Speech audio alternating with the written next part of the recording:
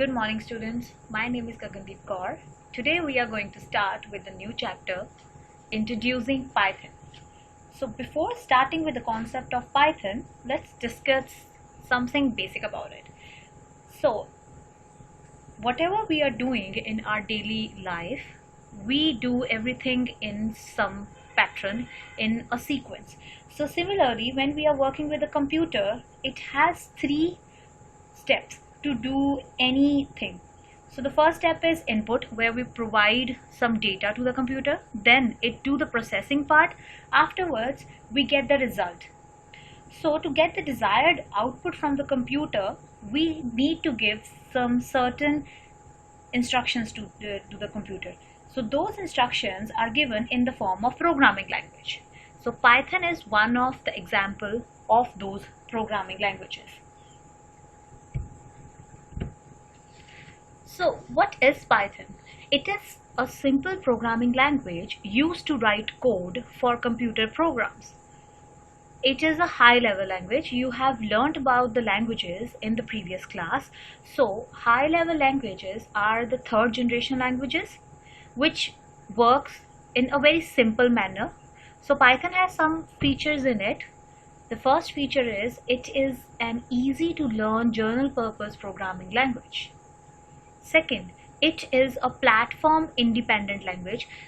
This is the feature of a high level language, that it is not a platform dependent. That means you can use the same program, you can use the same language for iOS or Android or for the Windows. Third is it has simple syntax because we are working with normal English language.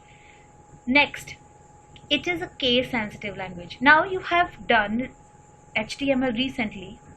It was not a case sensitive language, as you have learned about the rules of the HTML, but opposite to that, this language is case sensitive. That means capital A and lower a are different things. Next is it is an interpreted language. Interpreted language means first it is converted into the machine language so that computer can understand it.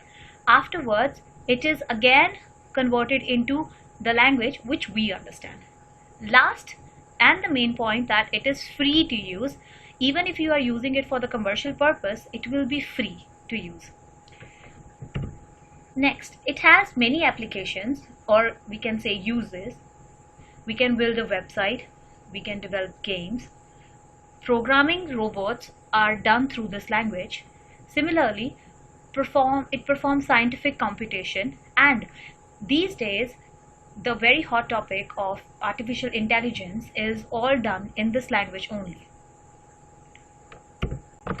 Now let's watch a video to see how to install Python in your computer. Keep this thing in mind that you have to download this in your laptops or your computers.